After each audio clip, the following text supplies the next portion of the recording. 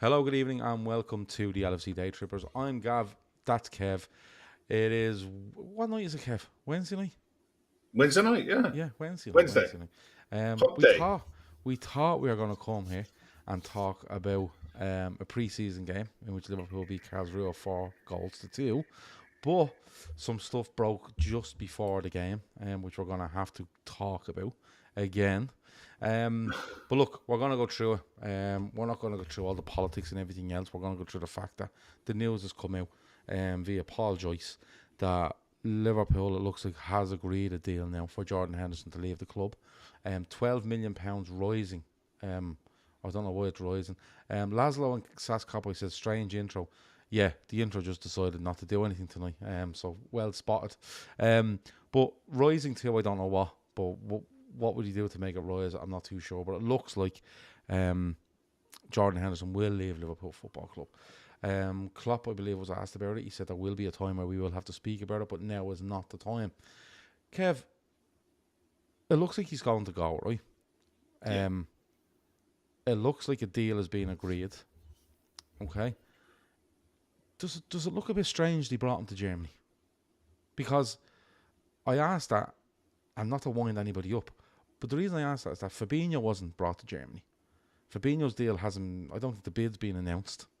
I don't think anything concrete has been announced on that. Whereas Henderson was brought, and it looks like that deal will be done quicker, and he will be gone. It feels a bit strange, Kev, all of it.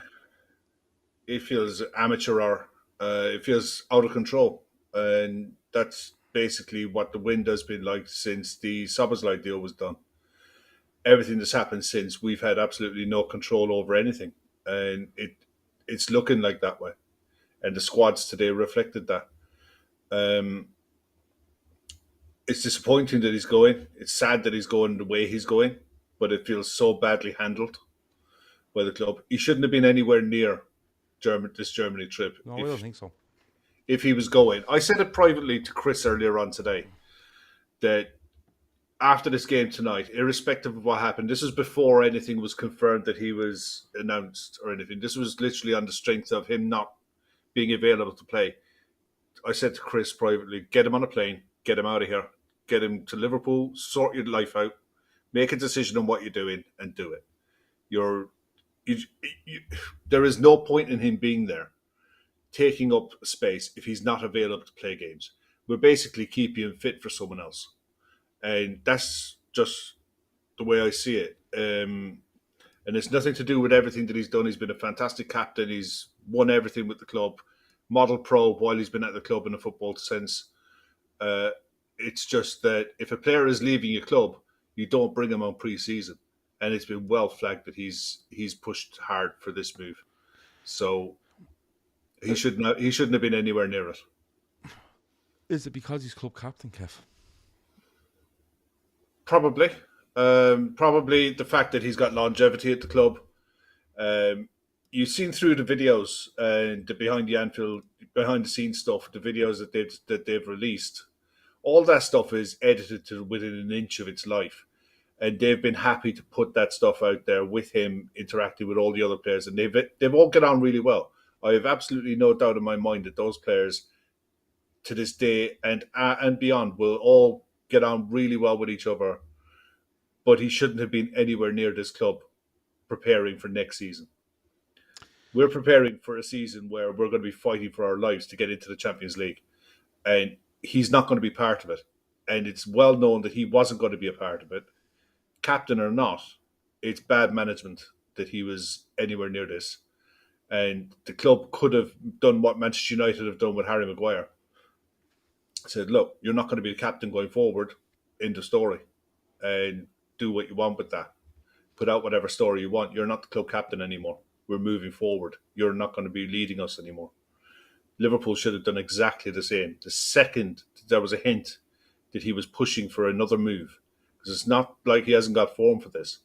The second he went to the well again, Jurgen Klopp should have taken the decision as the manager of the club. Say, yeah, no, I'm not having this. Let's wipe the slate clean and start afresh and move forward. Yeah. It's Jake says, and Jake has put up the quote from Klopp, to Klopp on Jordan Henderson to Al Ettifaq deal. He says, there will be a moment where we probably have to talk about it, but it's not now. I think I kind of got close to that, but thanks for the actual quote, Jake. Look, I asked the question, should he be in Germany? Is it the club captain? You know, like Paul says there, we didn't want a messy situation with Hendo, but unfortunately it's turned out that way. I don't think there was going to be a good outcome for either party here, regardless. I think that's fair, right? You know, it's like, for me, I think the club, you see, the fact that he leaves Fabinho at home would tell me that they were very confident that deal being done. They were quite happy for that deal to be done, with the money being quoted, because the money being quoted was £40 million. So Liverpool probably looked and went, we're making our money back on him here. He hasn't had the best 18 months. You know, we feel that will go through. The club that he's going to clearly have the money. You know, that's going to happen. So that's what they do, right? With Henderson, maybe the club just looked and went, hold on. Yeah, he probably wants to go. Okay. But they're not offering any money. So Liverpool weren't going to play the game by saying, you're staying at home because this club wants you. You know what I mean? In fairness, if you've done that with every player, there'd be fucking Gansey loads of them not going away on pre-season tours because players are wanted by other clubs. I think Liverpool were obviously in a much more comfortable position with Fabinho over the money and where the deal was, even though that deal, nothing's been really said over it for the last 3 or 4 days. Whereas with Henderson, it was like, he's you see, if it was another player, I think you might get away with it, but club captain, you don't. You know what I mean? Because I go back to what I said the other day. Liverpool are going to have to react to this in a couple of ways, right? They're going to have to react quickly with somebody bring in, because at the end of the day, regardless of what's gone on, Liverpool's club captain has been taken by teams in Saudi Arabia, right? And whether you like him or don't like him, or the fee, or you don't like the fee, or you don't like the fee, that's it. The Liverpool club captain has left. It's not Riyad Mahrez, who's, you know, plays some weeks and doesn't at Man City. It's not other players that you'd say, well, like, you know, like the Chelsea stuff, they're not going to play. This is your club captain. And whether you want them in the team or not, or whether you value him in the team or not, it's the club captain. And I think that's where it is. You know, like, to me, this is as much of a coup for the Saudi League as Cristiano Ronaldo. Just right up there. You're getting. I wouldn't go that far, but I think the fact that he's a club captain, I think it's not just that he's a club captain. I think people have a different view of Liverpool and Liverpool players outside of England. You look on the continent and you look at what Jordan Henderson is viewed, how he's viewed by players and by other clubs on the continent, and it's completely different to how he's viewed in England. Same with a lot of English players. The Premier League is the top standard. Cristiano Ronaldo, in his own interview that he did in the week, is hoping that the Saudi League might push up to be better than the Dutch League and the Turkish League. They're ranked like 7 and 8, or 6 and 7 in European leagues. And here's the Saudi League coming and taking the captain of Liverpool, one of the biggest clubs in the world, and a guy who's won everything, an England international who, in an interview, is saying, this will prolong my England career. What kind? And that's the status. Does Henderson? This is going to sell massive for them. So you think Henderson believes he'll lengthen his England career by going there? Well, maybe it is. Now you're getting lashed in the chat for saying I couldn't give a monkeys, but you don't give a shit, really. But not really, no. I kind of, you see, on a footballing sense, right? Take the money over for a minute. On a footballing sense, he probably knows, and we'll get on to players that have come in a minute, right? But he probably knows that he's in the England squad for what he brings to the England squad, because I think a lot of people consider him the England captain, even though he's not. But he's in there because he plays a lot of football. He plays a lot of football for Liverpool, right? And, you know, like, when you look at it, if he goes over there, he's probably going to play more football over there than he would for Liverpool this season. Now, he won't get as much exposure, but I think, you know, because of who he is and the manager that he has, I think the Southgate may go. Now, Shawnee reckons his English career is over. Jake says the same. I don't know if his England career is over because at the end of the day, if Take Gareth Harry Southgate, Maguire off the bench. well, if Gareth Southgate values him, right, Yeah. and he's playing every week in the Saudi League and he's playing 90 minutes, he's playing loads and loads of football. The standard is where you would have a worry. I mean, the thing is, Gareth Southgate picked Harry Maguire because he trusted Harry Maguire. Harry Maguire was sat and he's getting splinters for a year. I'm not saying that Cristiano Ronaldo and Jordan Henderson are on a par as players or ever were. What I'm saying is, for PR purposes, this is huge for the Saudi League. For the Saudi League to be able to come in and take Liverpool's captain is as big as any get that you're going to get coming into the league. English speaking, talks to the rest of the world. Worldwide facial recognition, name recognition, brand recognition. Yeah, The but guy this is where, has. but Kev, The guy is coming. I not get just to play I football. get who Jordan Henderson is and Yeah. England and Liverpool, and I get all that, right? It's massive for them. But without going too deep into it, like Jordan Henderson is probably in a position now where when he speaks about anything, people are going to go, but remember when you said this about this? That's where he's going to get to now, right? That's and only I'm not getting too far into that because, it just causes all sorts of fucking issues, right? But on the Liverpool side of things, we've been talking about it for a week now, haven't we? Like both here and privately and stuff like that, and the Telegram group and stuff like that. And we've kind of said is, if he goes, he goes, right? At the end of the day, much of people moan or cry about it. If he goes, he goes. Liverpool need to do something. Where are you? Where are you on where Liverpool are? If you get me, like, do you feel Liverpool have decided, right, we're taking the money now because we're in a position to sign players? Or do you think Liverpool have had enough of the situation and just, he's gone, he wants to go, there's no talking about it, that's all they're going to offer, take him, and Liverpool are just standing there going, what do we do now? Where are you? Best way to look at this is, from a Liverpool perspective, I think the fee is derisory. I think 12 million is too low, but that's that aside. Liverpool are saving themselves 20 million in wages because that's what's owed on his contract for the next 2 years, plus bonuses. Yeah. That plus the 12 million pounds plus whatever add-ons they're going to give for him staying there for 2 years and performances, whatever. 32 million is what the club will save on this deal. And, paper money, it's not real, because you haven't paid him the 20 million, but that 20 million would have been budgeted for the next 2 years. That's not going to have to be paid now. Where it leaves the squad is absolutely wafer paper thin. And you can only judge it on September 1st when the window closes as to what we're going to be able to achieve next season. Because as it stands at the minute, our four midfielders in the squad are Thiago, Curtis Jones, Harvey Elliott, and Trent Alexander-Arnold. That's it. Oh, Stefan Bajcetic. So you've got three kids, a guy who is learning the position, and a guy who can't stay fit for more than 10 games. That's where we are. And the games are won and lost in midfield. That's where we are. Patio reckons it leaves the squad in a shambles. We're going into this season with one senior midfielder left from last year, and we've only signed two with just 4 weeks of the season to go. It leaves. I don't think it leaves the squad a shambles. I think if we were talking on September the 4th and this is the way we were, you kind of go, what the fuck is going on? But look, they have to get players in. They have to get players in. And what I mean by that is, when I was talking to you earlier about reacting, right? My thing on the whole reaction thing is that Liverpool don't want to be sitting here for another 2 weeks going, are we getting a midfielder? Right? They need to show that, yes, we've lost this player, but this is what we've done. All right? And get the right one at the right one at the same time. Mm-hmm. When it comes down to it, you don't put demands on Liverpool, but I would fully expect Liverpool to react to this and react possibly by the end of this week.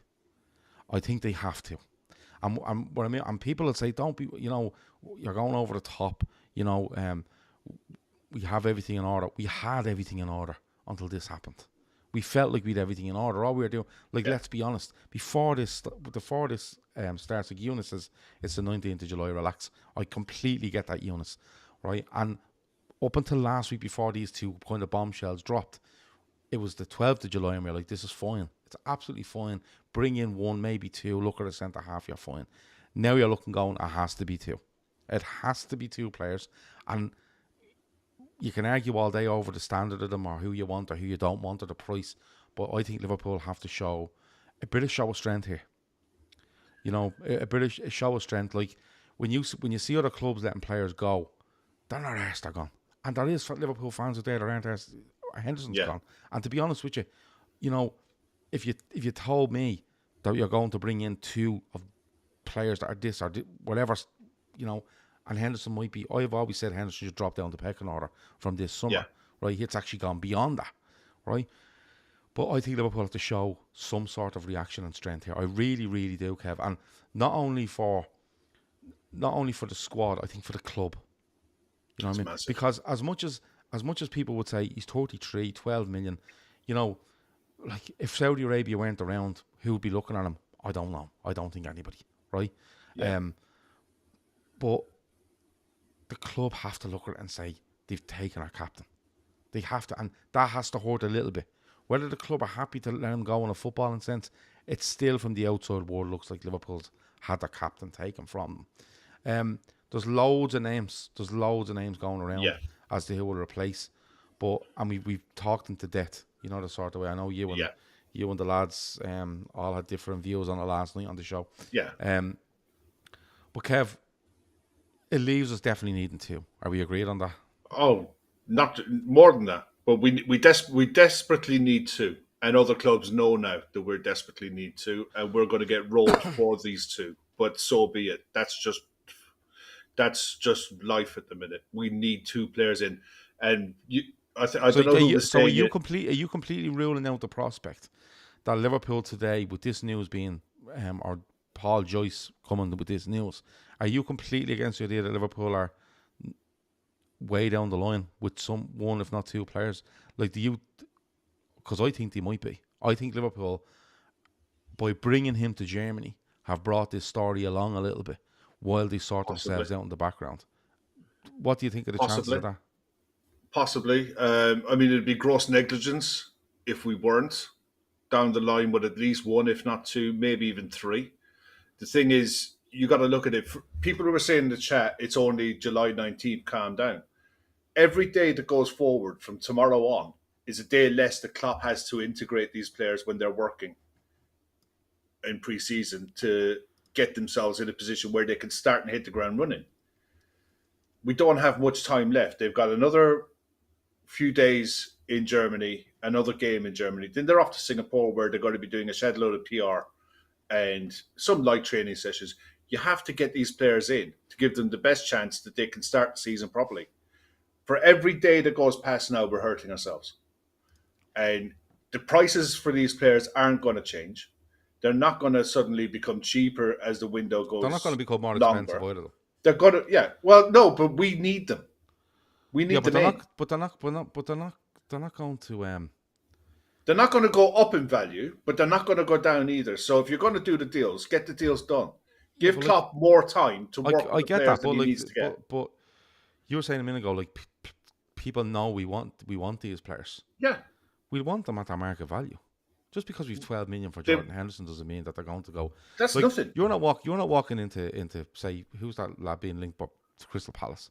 Decorah, yeah. Right, 50 million, 60 million. You're not walking in there tomorrow and they're saying 75. It's not happening. No, but you will offer what you think is a fair market value, and it has to be fair market value. And if you're going to have the fair market value at the moment more, is probably £50 million. He's not worth £50 million, but the fair market value at the moment is probably 50 million. But you're not walking in there tomorrow and they're saying, "Listen, we want 62 because you got 12." But you should have been having this conversation Monday. But we don't know. You should have been having the conversation last week. This is the whole thing. They have to have had these conversations. But that's what you'd hope. That's what I'm saying. Like someone's saying, "I hope." If they're going to get him in. Just says, "I wish I had your confidence, Gav." I didn't say I was confident. I'm just asking the question. Like all things being equal, you would hope Liverpool, with Fabinho left at home, not going to Germany, and Jordan Henderson travelling to Germany and not playing. And look, they knew when they got boarded that plane to Germany, whenever it was, that he wasn't playing in this game. They absolutely knew. So for me, we've gone on for so long about Liverpool being smart, doing stuff quietly. I would hope and that Liverpool with this going on with them, have turned and went, we're down the road with these, we need to pull a trigger. And I'd hope that trigger be pulled sooner rather than later. It might be a case that you remember at the start of the window, or even before the window opened, with the players that we were linked with, the groundwork hopefully will have been done for some of those players. Contracts agreed, fees agreed, more or less, just payment structures. The fact that we borrowed the money and paid for Szoboszlai up front is almost separate to everything else. We've got McAllister on the absolute cheap. He's a £70 million player every day of the week, twice on Sundays. The fact that we got him for the price we did is highway robbery. But at the same time, now you're looking, even with the players that we were keeping and the ones that we brought in, we were still talking about needing 2. As it stands now, we're losing 2, and we're still talking about getting in 2. I think if you lose these 2, you bring in 2. I think it brings you to.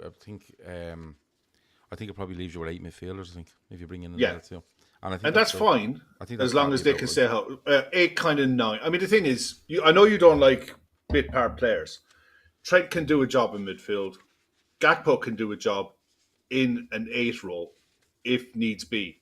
Yeah, he's done it last season. So has Jota. Jota's done it last season as well. It's not ideal, but you can get away with it. But you have to bring in the right quality to be able to do that. If it's Decore, fine. If it's, one of the lads we were linked with, Gravenberch, I'm not a fan of Lavia, don't get me wrong. I think it's too much to ask Lavia to come in and be your starting 6 at 19 years of age. I think you're going to be very disappointed, Kev, because I think that's I've got a feeling I could be, yeah. But I just think it's not more about me looking at the player and thinking he's not good enough. I'm looking at it and thinking it's not fair on the player to ask him to do this, because I don't think he's capable at 19 years of age to come in and do the role that we need him to do. That's not fair on him. It's not his fault. But I think he's got to be dropped in the shit.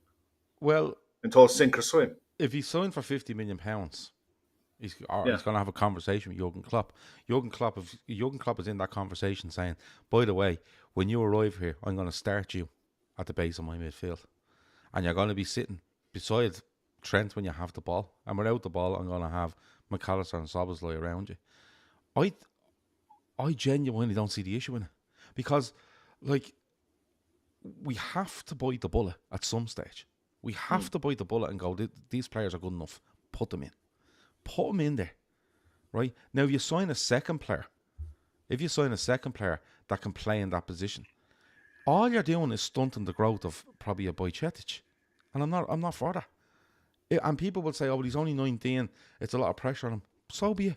You play for Liverpool. If you turn up for Liverpool Football Club on a £50 million deal, right, you better be ready to play. And that's the way it is. I understand integrating players into teams, and Klopp is known for it and stuff like that. But at some stage in the next 6 months, Romeo Lavia, if he turns up at Liverpool, will have to go in and play big games for Liverpool at the base of a midfield. And I think what's actually put in front of him, right, in Szoboszlai and McAllister potentially, makes it such an easier job for him. Such an easier job for him. Do you know what I mean? Because when we talk about Fabinho, we talked about good on the ball, right? Good at creating angles. Good with his back to play. He can turn and play passes. Mm-hmm. Good blind passes. But his legs were gone, right? Yeah. Honestly, if you put a fella in there and he has legs and he can get around and he can make ground and he can get stuck in, I'm telling you, he's absolutely fine. He's absolutely fine in this team. He can do all of that, but he doesn't have the experience and the nous for the position at 19 years of age. I get that, but there's loads of players at 19 years of age that don't, but play. You have not to play, take the gamble not when they're trying. Not when they're trying to win a league. They don't. Why not? Because Trent they don't. Trent done it. Trent is a generational talent that. How do you know this fella isn't? How do you know this fella isn't? Because there's nothing I've seen in watching him that shows me. And if he was, then Man City are taking him back because Man City. Well, Man City can't take him back. Oh, they can. Man City can buy him back. They could come back in there with 50 million. Oh no, they can. It will be in. It's in the contract that they have a choice to match whatever bid comes in for. Well, let them match. And they can if they want to. Let them match. And the thing is, they'd be quite happy to bin Calvin Phillips out the door and replace him with Lavia if they believe he's this good. Yeah, but And the the thing fact is, that like, nobody else. but if you look at has- Bojcetic last season, Bojcetic comes in and plays about 11 games. I'd say about 8 to 9 of them were in the 6, and I never once had an issue with him in there. Never No, I once. didn't. But what happened after 11 games? Yeah, so you He have two of broke them. down because he was too But you have young two to be of them. playing that many games. You have 2 of them though. You have Two to have lads. minimum of 2. Yeah, you have. Sign Lavia and you have Bojcetic. Just believe in him. No, Believe in them and play. it's not about. You can believe as much as you like. They're not going to be good enough to do what we need them to do, and challenge to win honours next year. They're just not. Okay, so what do we You do? have to give them someone that you can. If they're having a bad run of form, that you can take him out for a month, and you can bring someone in. And if that's a jobber for 2 years, Kev, if you brought a then fucking fine. jobber, hold on a minute. I'm talking a jobber as an Amrabat. Yeah, I'm not all right. talking So you about. bring Amrabat in. You bring Amrabat. Yeah, in. you bring Amrabat in. Right. Yeah. Okay. So you bring Amrabat in, right? And you bring him in, and you're playing him, right? And he's not playing. What do you have to do? He's not playing well. He has a drop in form. What do you do? Then you Gets have injured. to. Then What you do have you the do? options. Then Oh, you have the option to play bring in Lavia. who? Then you have the option to play Lavia, but Lavia isn't going to be the only one Who's the other one? because you have Amrabat, you have an Amrabat type player, Right. Decore, whoever. You Yeah. have Lavia, you have Yeah. Bajcetic, you still have Yeah. Thiago, assuming he doesn't want to Yeah. up sticks and leave as well. Now you're talking You still about have- someone playing and all you still season. have Trent. But go on, It's not just all season. You're talking about the potential of having a 60-game season next season. right? You know, and in fairness, there's no reason why we shouldn't be looking at playing 60 games next season. There's enough games for everyone, but in the games that you going away to the Etihad, or going away to Old Trafford, or going away to the Emirates, You put a jobber in. I wouldn't put a jobber in. I would put someone who knows the position inside out, and you can trust to play the position well, and that's Amrabat. Amrabat can do that role inside out because he's been doing it for years. He's 25 years of age, and he's done it at everywhere he's gone. He's done that position, and he's really good at doing that 6 role.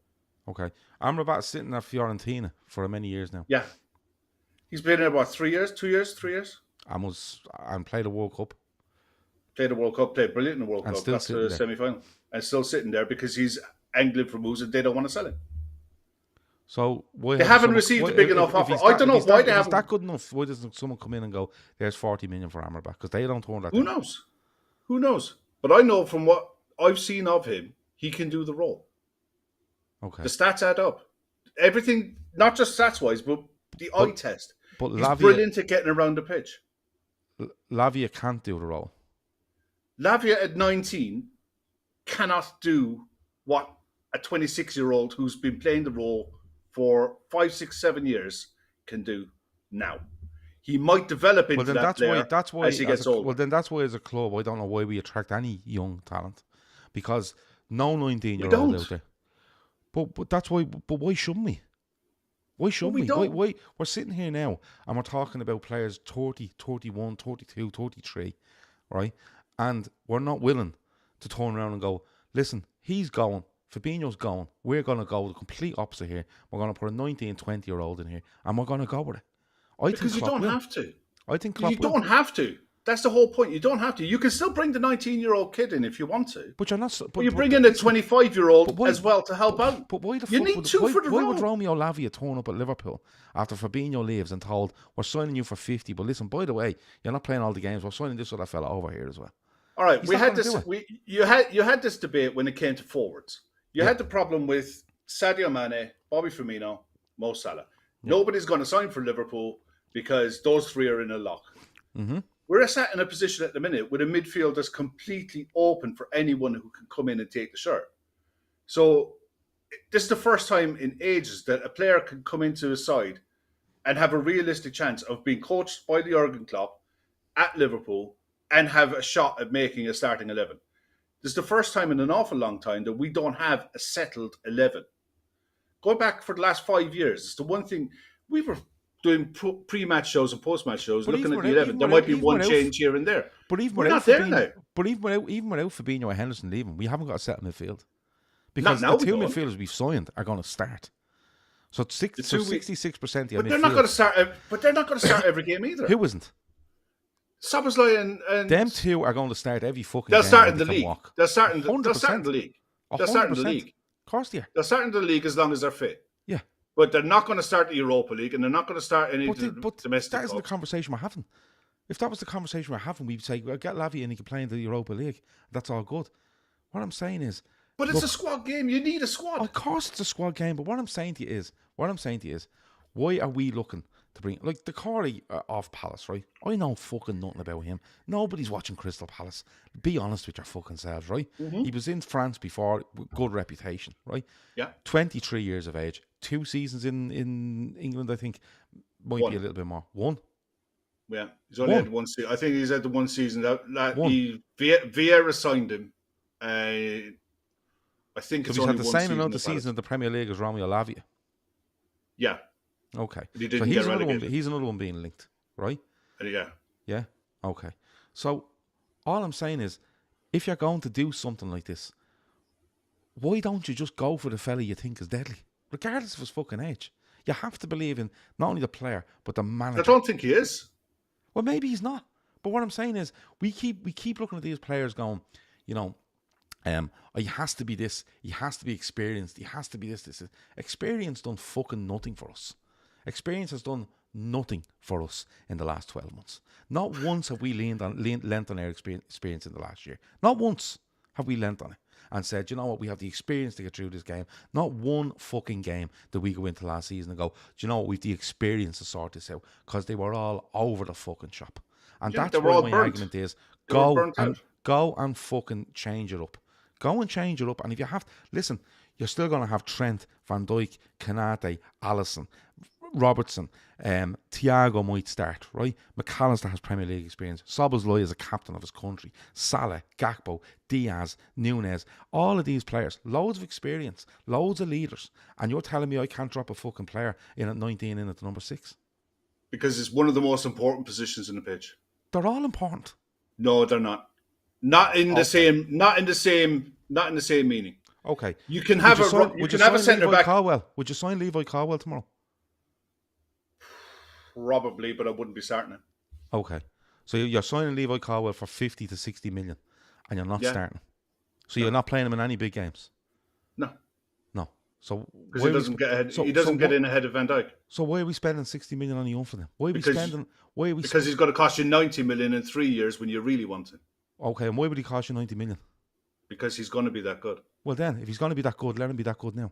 You see, this exactly, is but he's not going to. But this is the problem. Unless he can push Van Dijk out, what's the point in signing him? But if that's the argument, then you sign no one. But hold on, if that's the argument, we sign nobody. If he's that good, go and get him and play him. But he's not that good. He's not as good as Van Dijk. He's not elite world level yet. He's got the potential to be world class, but he's not there yet. You sign someone like him at 60 million, so you can take Van Dijk out for half a dozen games in a season. You're not desperate for him to play 55 games in a season at his age, and you're hopefully prolonging his career while blooding someone in who's going to take over from him eventually. Okay, so that's the whole point of someone signing like him. Yeah, so you bring in a signing like him, you have to play him. I'm not saying you have to play him all the games, but you have to be comfortable. You have to give him games. You have to be comfortable that if Van Dijk is out, I'll put it this way: we sign Levi Caldwell tomorrow for 60 million quid, and Van Dijk goes down with 3 months injury. Are you going out to sign another centre half because Levi Caldwell isn't ready yet? Probably wouldn't get in ahead. You've got 4, and if you add one more, that's 5. Well, he's got a rotation. Left-sided. He's left-sided, so Gomez can play left side. So can Caldwell. Make a decision on the two. Whoever's training while he plays. Well, you're not starting Joe Gomez for a run of games at Liverpool. Well, there you go. So then he plays. But this is what I'm saying. Like, this is my whole point, right? You're saying you can't play them, right? You can't play them. But if Van Dijk goes for 20 games, he has to play. And if you don't think he's good enough, what the fuck are you signing him for? Because... Did I say he wasn't good enough? You said you'd pay 60 million for him now, but you wouldn't play him. You wouldn't play him in any big games. That's what you said. No. And then you said because you'd sign him for 60 now because you'd have to sign him for 90 when you really wanted him. Yeah. Right. So what my argument in all this is that if you sign him for 60 and Van Dijk goes down injured for the season tomorrow, are you signing another centre back the next day? No, because Van Dijk comes back from injury. Could not play. No, because Van Dijk comes back from injury. If he has to play, he has to play. But it wouldn't be a choice to play him ahead of a Van Dijk now. So you would sign It's him? not hard to. Oh, of course, I'd sign him. Okay. So but you wouldn't sign Romeo Lavia to play? Not if he's your starting six. No, So you want... I get him, but I have to get someone else to come in with him.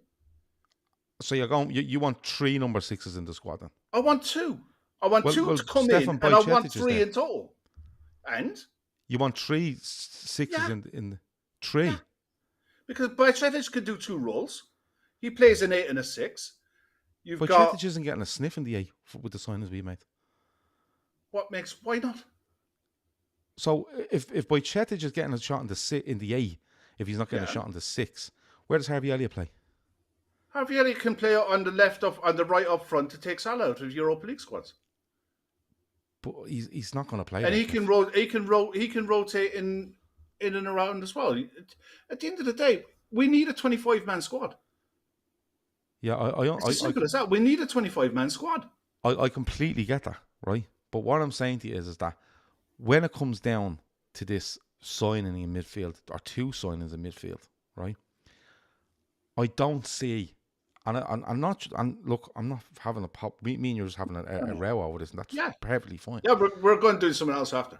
yeah, we're going to play FIFA after and row over that. Yeah, absolutely. But what I'm saying to you is that I don't see why we just keep. I get people wanting experience, and I get people wanting this, and I get people wanting that. But like, say for argument's sake, Kimmich. What age is Joshua Kimmich? 28. Okay, and played since 20, 18, 19, 18. 20. Loads in his legs anyway, right? So we bring Joshua Kimmich in, and in 2 years' time, we're having this conversation over Joshua Kimmich. Mm-hmm.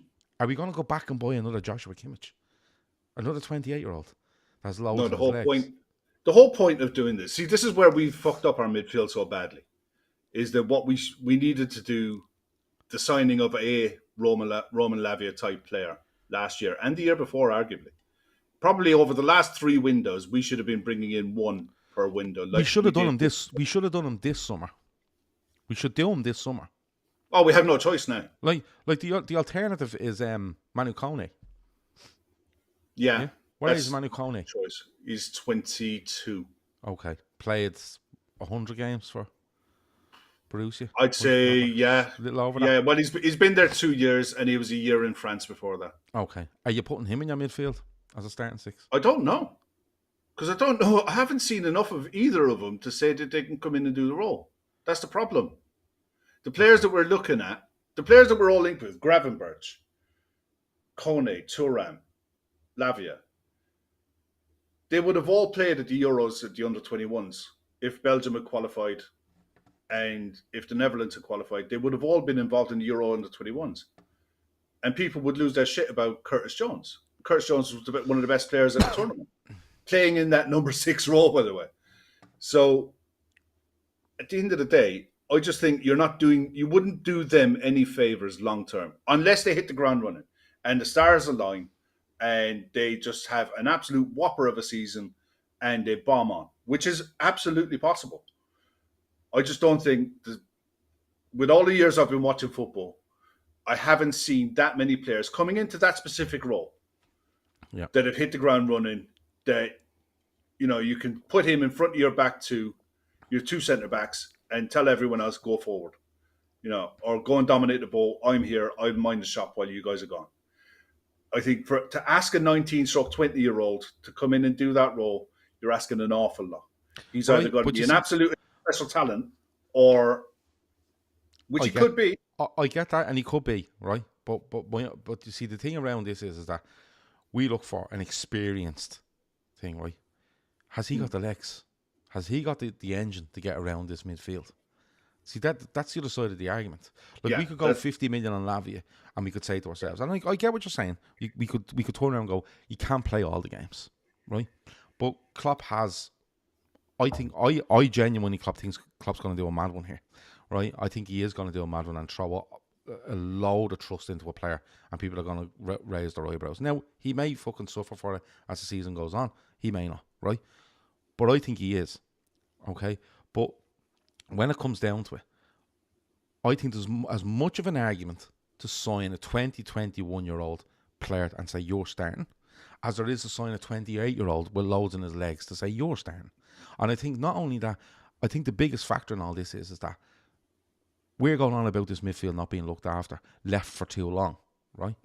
I think we're repeating the process by bringing in a 27, 28-year-old, if that's what we're going to do, right? I'm okay. If you told me tomorrow they're doing Decore and Lavia, I'm okay with that. Yeah, it's 23 and 19. Right? I'm okay with that. Yeah. But what I'm saying is, what I keep hearing is, experience, this, and this. And basically it's just sign someone we're used to looking at. That's what it feels like to me. For me, Amrabat's 26. I think we're having the discussion we're going to have over midfield next season is actually being quashed by these possible two moves. They're being quashed and can be further quashed by making signings. Maybe a 19-year-old, maybe a 23-year-old, but I'm just not behind this Kimmich Goretzka thing. No. I wouldn't go anywhere near that. But I think we're repeating a process and actually undoing what's not our work by losing these two players, but we're actually undoing it. The one thing I'll say on this before we finish is, if you bring in an Amrabat for two seasons, you sign him on a 4 or 5 year deal. You bring him in for 2 seasons. He's 28. Then you fucking sell him. It's the one thing that we're terrible at doing. Is taking a player who's done what we need him to do, and sell him. We don't do it. We haven't done it in so long. And it's something that, you look at what Man City did last summer. They sold Jesus, Zinchenko, a few others, brought in Haaland. There was nothing wrong with what Jesus was doing. Jesus could do with what Alcaraz or the other striker Alvarez is doing. No problem at all. But they didn't. They sold it because they thought, you're not going to improve us anymore. And it's the one thing that I think this club has been terrible at for too long, is looking at a player and saying, okay, you've got 3 years left in your contract. You've been really good for us. You're 26, 27 years of age. We're going to make you available to sell. Yeah, Yus wants a 41-year-old and a 17-year-old. Just to back it out. Look, Passio says, look, there's no sure thing out there. That's absolutely correct. No, that's the other problem. We're going to have to gamble on a couple, right? Yeah.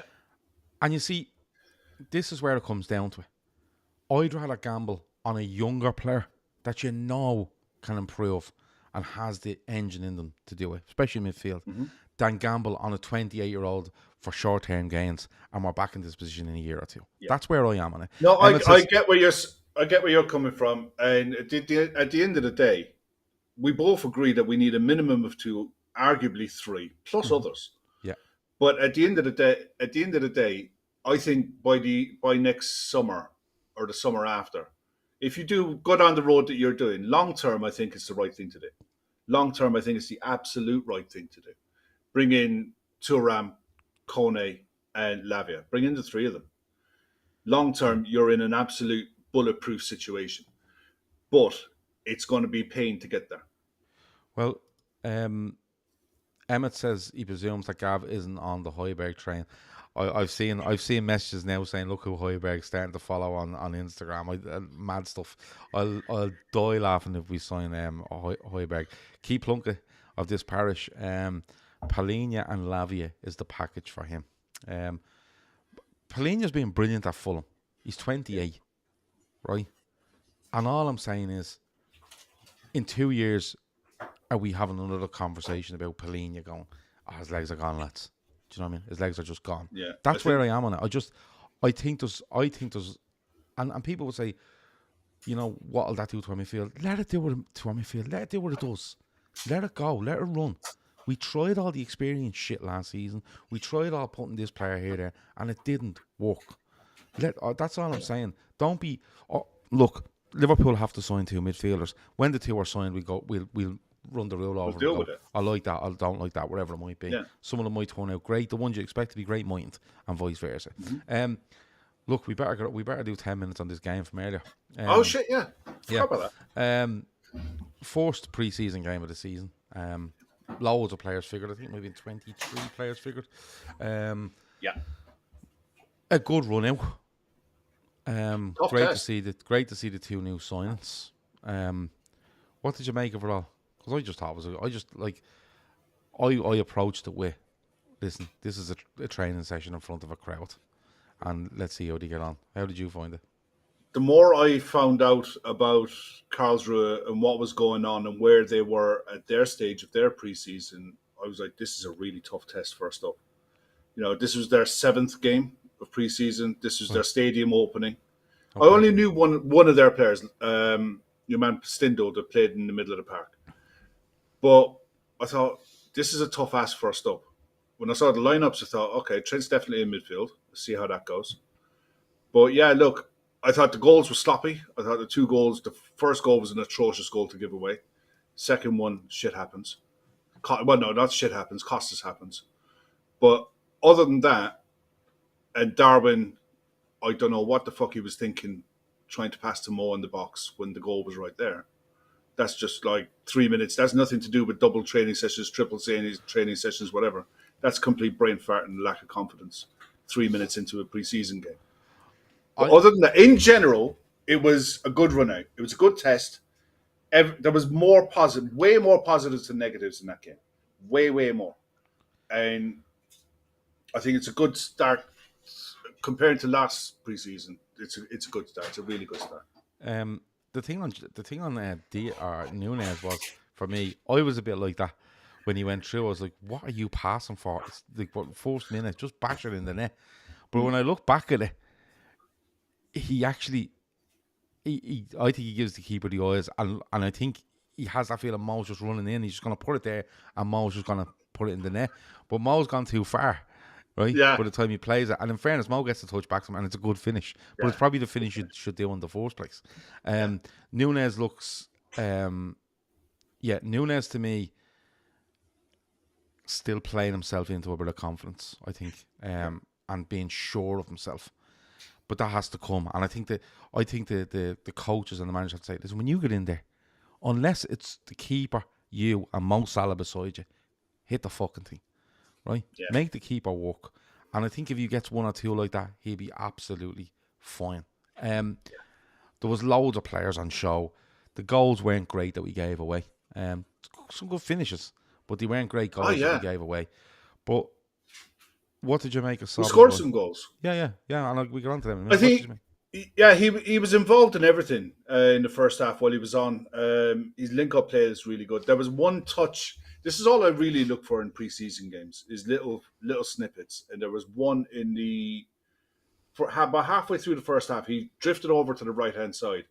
And I think it was Darwin made a run into the box, and he was right in that position where you'd expect Jordan Henderson or Trent to be in, just inside, in line with the penalty line, about halfway into their half. And he tried to put a cross in, and he just missed. The defender cut it out. And I just thought, that's what you want to see.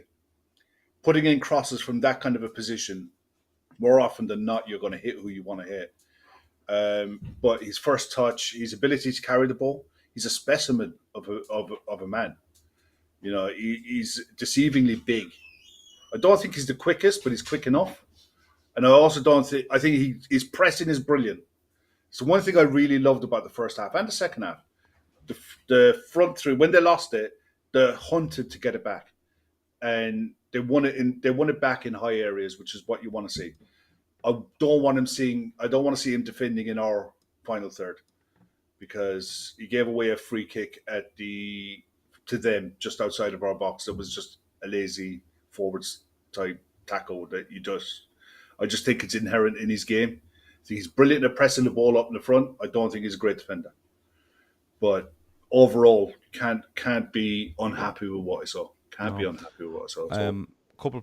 Two more players I want to touch on, because we're not going to overanalyze the arse off this. It was no. Run around but 2 or 3 more. Alexis McAllister looked very good. He looked very, very good. So sure on the ball. Gets around no problem. Wins it. Just everything about him. Like when I watched him in the World Cup, I thought he is just a workhorse, good footballer, but so hard working. And I've kind of kept, and I genuinely have only kept an eye on him since the World Cup. Have I told you I wasn't knew anything about Alexis McAllister beforehand, other than why is his name Alexis and he's from Scotland? Do you know what I mean? That sort of thing. Yeah. That's how ignorant I was of him, because I don't pretend to watch loads and loads of football. You know what I mean? But when I've watched him, when I've watched him since then, you could see the stuff he's added. Not that he's added to the game. I've added opinion of him, if you get me.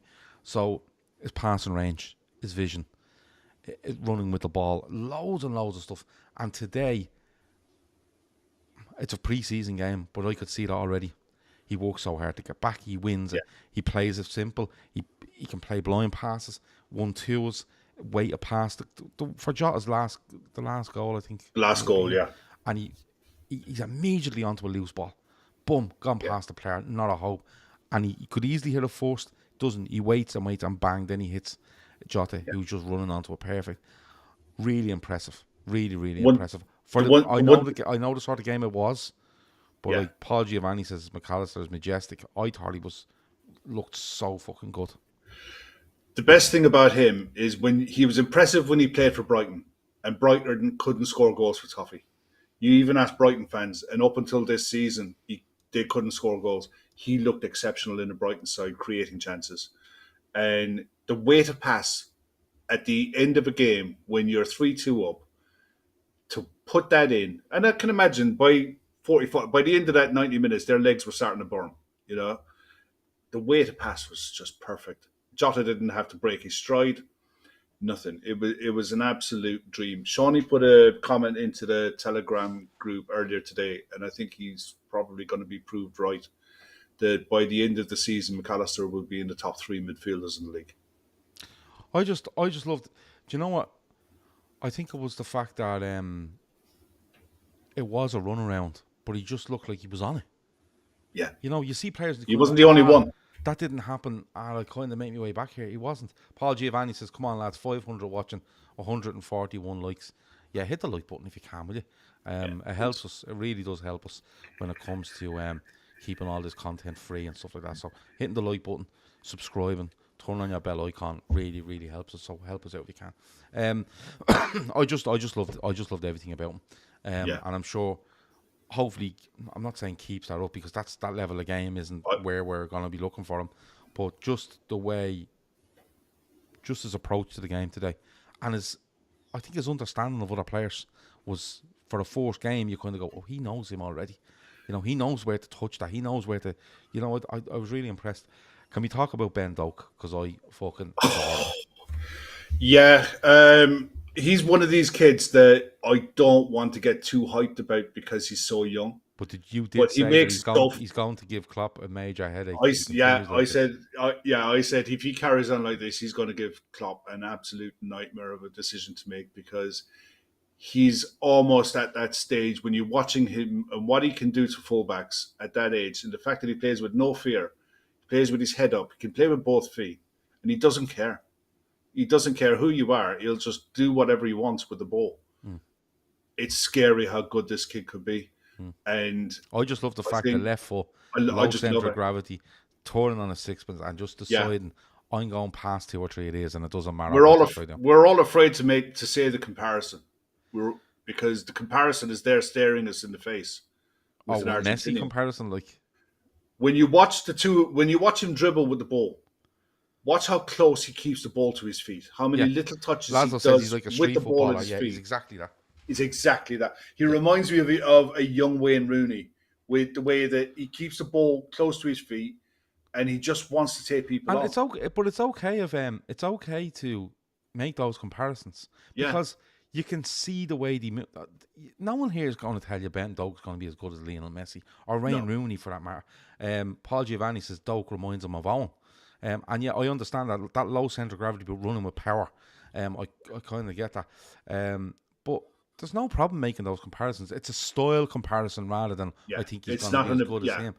I just love the way, even when it was a Villa away last year, we won in the league, he come on very late, and he actually sent one of their fucking defenders to the shop. But there's a confidence in him, and it's not a cockiness, because a cockiness would actually where you would stop and try beat him again, or you would throw a shape for no reason. He's just business. He's just like, give me that, and I'm going to buy this fella, and he's not stopping me. You know what I mean? I was really impressed by him, and there's a huge Dylan There's a O'Hussey, if he decision to be remembers watching him made. versus Dundee United a few years back at Celtic Park, he Yeah, was quality on the day. there's a decision to be made on him because Klopp might, if Klopp wants to keep him in the squad and use him, he has to name him as one of the non-homegrown players for the Europa League squad. He doesn't qualify as a club player Right. because he hasn't been at the club long enough. Yeah. So, and I hope Klopp takes the decision to name him in the squad for the Europa League. I think he's. Doesn't I have to think. stay in it for the whole thing. But I Got to think give this kid his head. the raw pace and how direct he is. I genuinely put him in a Premier League squad. And I mean, Yeah, and I know we've had this argument not 10 minutes ago about young Yeah. players that can't. But I'm not saying it's different for forwards. he just looks like he has impact sub written all over him, and I don't care what age he is. Like Yeah. genuinely, he gets on the pitch at Anfield, and you're winning 1 or 2-0, right? And he comes on for the last 15. The place will go mad for him. Yeah. Like he's going to be absolutely loved. He's going to be absolutely loved. And I think the way the squad could evolve after this transfer window, you could realistically see a situation where Klopp got reverse to playing two holding midfielders, not two holding as in traditional holding sixes, but play front four. And he could play as one of the four in a rotation of a four. Yeah, Trouble Lakers is mix of Rooney and Duff. The Duff shout is good because Duff is always it is low actually. to the ground as Yeah, well. it is actually. Last one, I'm not going to go on about Gakpo because I think Gakpo is just getting better and better every time I see him. He's grown into that role so well. But brilliant to see Jota back, and he Jota was there. ridiculous. Well, he's there at the back end of last season, and I quite liked Luis Diaz today. His work rate, everything else, and that's all I want to see from Luis Diaz. I want to see Luis Diaz being able to play a full game of football and be up to speed because his quality will come through and shine. The back end of last season, I felt a bit sorry for him because he was definitely rusty and he was being thrown into games where we were trying to win and we were chasing stuff and stuff like that. But I'm absolutely fine with Luis Diaz. Gakpo is just he's a touch of class, to be honest He's with a player, isn't he? but I loved his delivery from corners. yeah, but Because Jota, his delivery from corners, Matip had two good chances, and they were both came from his side, from his delivery. Because Tsimikas went on the opposite side to take set pieces, but from that side, his delivery was really good. he was, and I think the way he's grown into that role of being that 9, and he's a different 9 to. I think if you play Jota or Núñez up as 9, I think Jota likes to be pulled off the shoulder in the box. I think Núñez wants the ball in behind or at his feet to run at people. Yeah. Whereas Gakpo feels a bit of a reincarnation of Firmino for me, where he's a footballer. He's good pace, but he's a real thinking man's footballer for me. You know, the positions he takes up, the touches he takes, the players he tries to bring into play. He's been really good, Gakpo. But Jota, we've seen him at the back end of last season, gets a couple of goals towards the back end of last season, and we're like, yeah, if he can stay fit, get him through the season, let's see him in pre-season. And I think he, again, putting that level of game to one side for a minute or keeping it in your mind if you want, he looked very sharp. And he looked like, it wasn't even the sharpness in the finishes, the movement looked sharp. He's aware where the ball's going to be. He knows where he wants it. It's brilliant to see because we're going to need all them 5 up front for it. Oh yeah, massive. The other player I'd love to give a mention to is Gerald Kwanzaa. Oh yeah, he came in for the second half and he did not look. There was a few players that didn't look out of place. We had 70% possession against a side who have that many preseason games in their legs. Their season starts in 10 days. They're match sharp. This is our first run out. We dominated the ball with 70% possession. In the second half, bar the goal that they had, I don't think they did anything. He had a couple of decisions to make, and he made them absolutely brilliantly. His confidence and his weight, at 20 years of age, he's going to be a physical. If he fills out wide as much as I think he's going to, he's going to be a player. I'd nearly be tempted to keep him in the squad and let Nat Phillips go. But you see, the thing is, like, if Nat Phillips there? I don't know if he was there. I don't think he was named in any of the squads. I think he's on the way out. So. Yeah, he's on the way out. Leeds being linked. I was trying to think, have I seen Nat Phillips? I haven't. If Nat But I'd Phillips nearly is keep him going, in the squad. Liverpool have this thing of holding a fifth defender. Mm-hmm. And the four you have at the moment, Nat Phillips is number 5. You probably see that lad Consa being number 5. Yeah, Genuinely. Because yeah, Reece Williams has gone to Aberdeen on loan. yeah, Nat Phillips looks like he's out the door, possibly to Leeds. They like to keep this fifth one. And that all goes back to the bad season they had with injuries in 2021. yeah. So unless Liverpool sign a centre half, which we think they may do, or they They should may do, Yeah, there's a good chance he stays.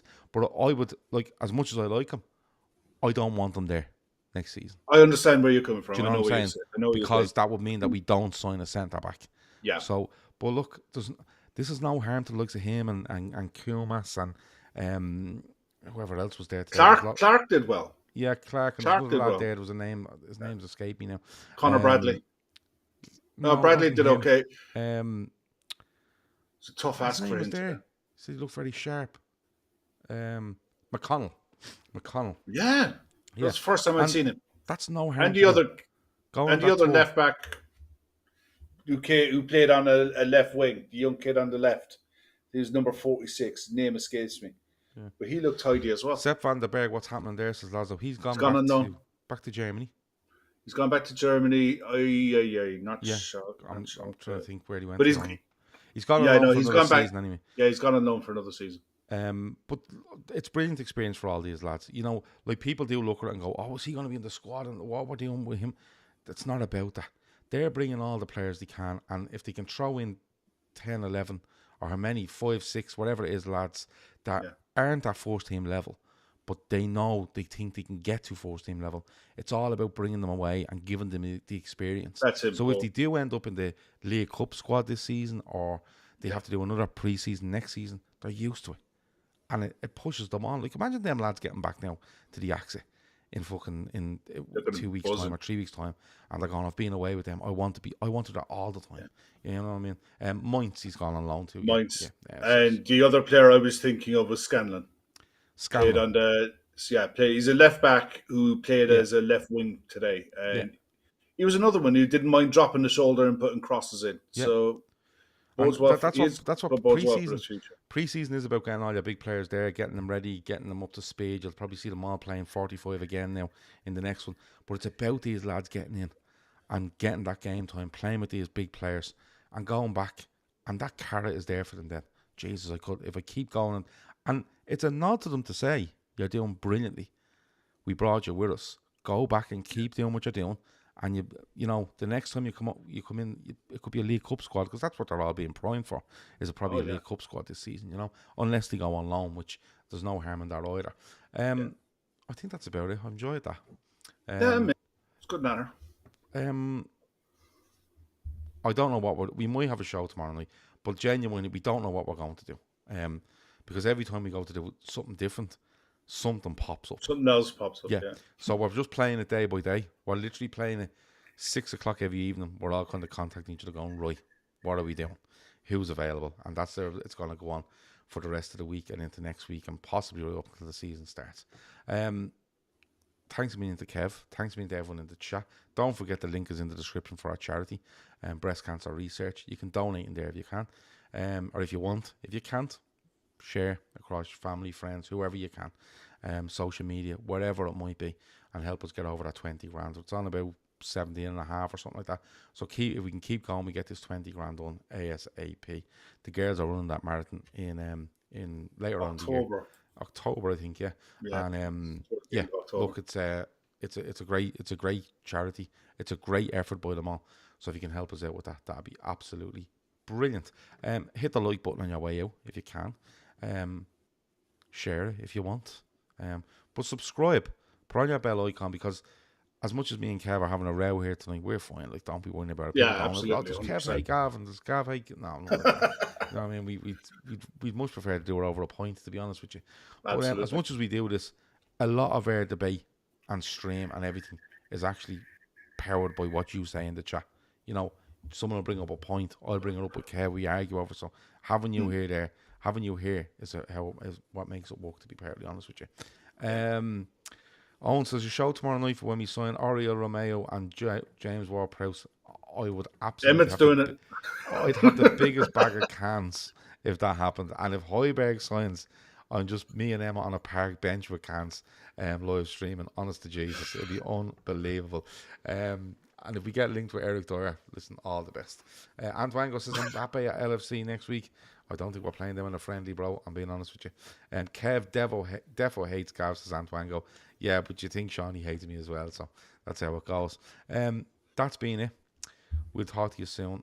Over and out.